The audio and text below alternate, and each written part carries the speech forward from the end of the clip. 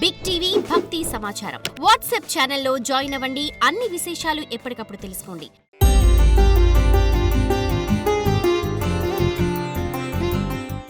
నమస్కారం. అష్టాదశ శక్తిపీఠాలు ప్రత్యేక కార్యక్రమానికి స్వాగతం. అలంపురే జోగులాంబ.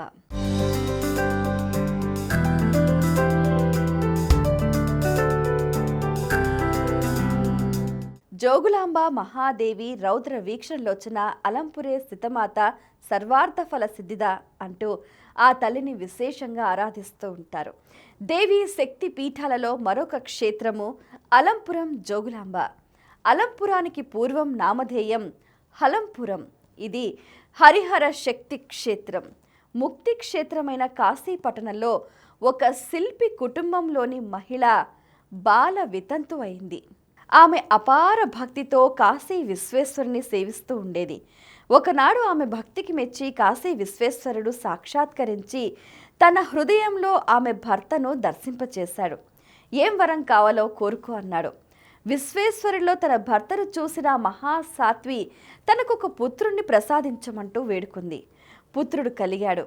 లోకం ఆమెని నిందించసాగింది. పుట్టిన పిల్లవాడు ఊహకలవాడయ్యేసరికి అవమానాలు భరించలేక తల్లిని నిలదీశాడు. విశ్వేశ్వరుడే నీ తండ్రి అన్నది ఆ తల్లి.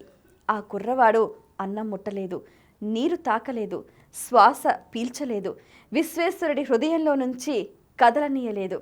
చిరకాలం ఆ బాలకుని తపస్సు అలా కొనసాగింది.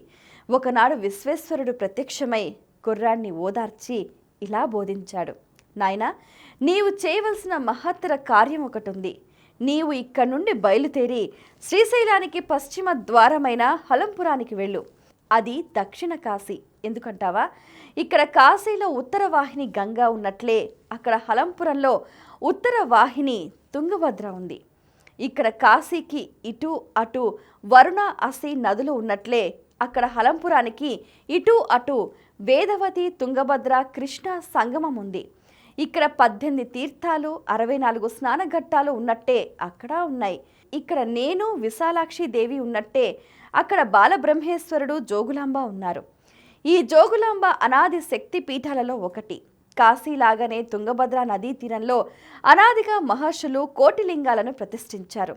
నా అంశతో జన్మించిన జమదగ్ని మహర్షి జోగులాంబ అంశతో జన్మించిన రేణుకాదేవిని వివాహమాడి హలంపురంలో నా సన్నిధిలో తపస్సు చేస్తూ ఉండేవారు. మహాపతివ్రత అయిన రేణుకాదేవి రోజు తుంగభద్రలో స్నానం చేసి అక్కడి ఇసుకతో కుండ చేసి దానితో నీళ్లు తెచ్చి పతిసేవ చేస్తుండేది. ఒకరోజు గంధర్వ దంపతులు నదిలో స్నానం చేస్తుండగా రేణుకాదేవి చూసి వారి ఐశ్వర్యానికి ఆశ్చర్యపోయి అలా చూస్తూ ఉండిపోయి ఆలస్యంగా ఇంటికెళ్ళింది. అలా ఇంటికెళ్లేసరికి భర్త ఉగ్రుడై కుండ తయారు చేయటంలో ఆలస్యం ఎందుకు జరిగిందో ఆయన గ్రహించాడు.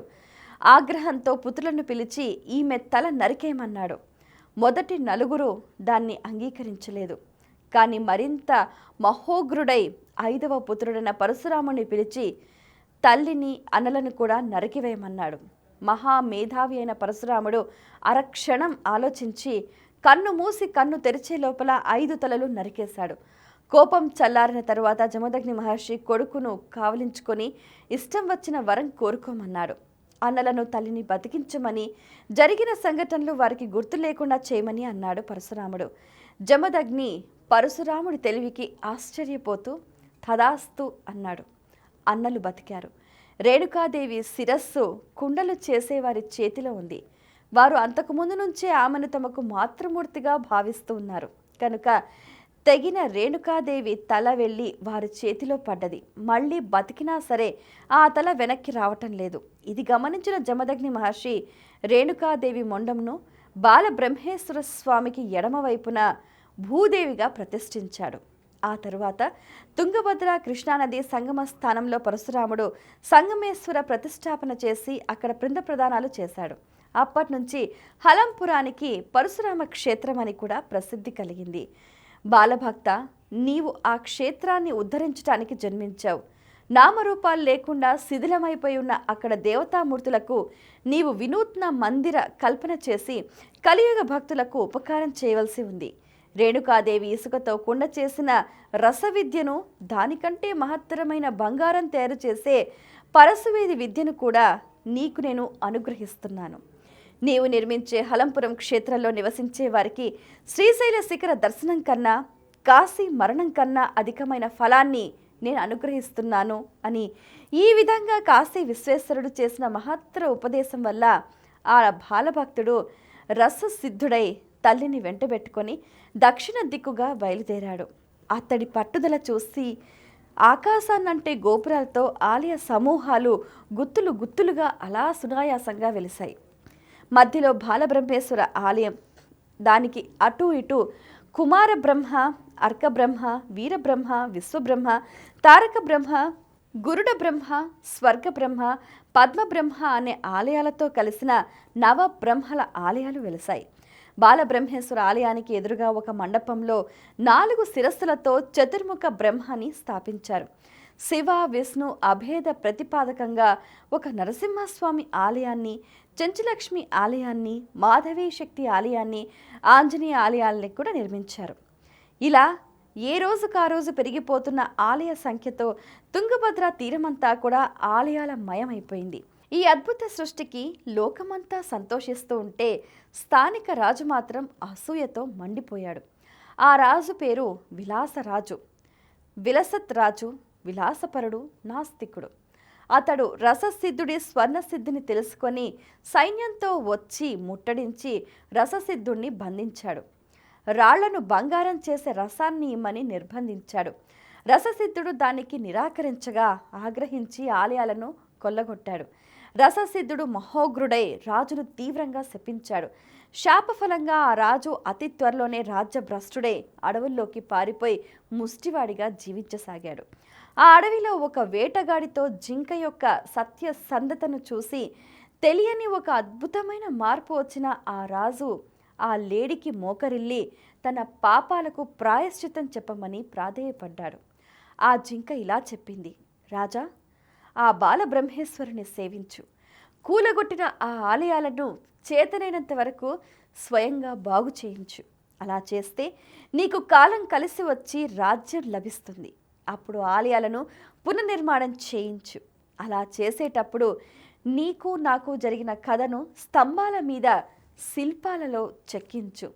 ఆ శిల్పాలలో నీ శిల్పం అదృశ్యమైన నాడు నీ పాపం పూర్తిగా ప్రక్షాళితమై నీవు శివ సాయుధ్యం పొందుతావు అని ఆ రాజు తిరిగొచ్చి బాలబ్రహ్మేశ్వర సేవ చేయసాగాడు. తరువాత కొద్ది కాలానికే పరిస్థితులు మారి మళ్ళీ రాజ్యం లభించింది. ఆ లేడీ చెప్పినట్టుగానే ఆలయాలు నిర్మించాడు. ఆ రాజు ఆ తరువాత అతని వంశీయులు తుంగభద్రా నదికి ఆవలి వైపున కూడా అనేక ఆలయాలను నిర్మించారు. అలా పునర్నిర్మించడంతో జోగులాంబ విగ్రహం అలంపురానికి ఆగ్నేయ భాగంలోకి చేరింది. బాలబ్రహ్మేశ్వర ఆలయ స్తంభాల మీద రాజు లేడీ శిల్పాలు ఈనాటికి మనకు దర్శనమిస్తూ ఉంటాయి. ఇక్కడి ఆలయాలలో త్రిమూర్తి తత్వానికి ప్రతీకలు మనకు ప్రతిబింబిస్తూ ఉంటాయి. కర్నూలు పట్టణం నుండి హైదరాబాద్ వెళ్లే మార్గంలో తుంగభద్ర నది ఒడ్డున అలంపురం గ్రామంలో వెలసి ఉంది అమ్మవారు. రౌద్ర రూపంలో భక్తులను అనుగ్రహిస్తూ ఉంటుంది.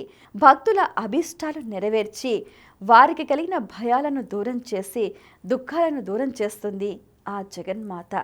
మరి ఆ తల్లి అనుగ్రహం ఎల్లవేళలా ప్రతి ఒక్కరిపై ఉండాలని మనస్ఫూర్తిగా ఆకాంక్షిస్తూ సెలవు.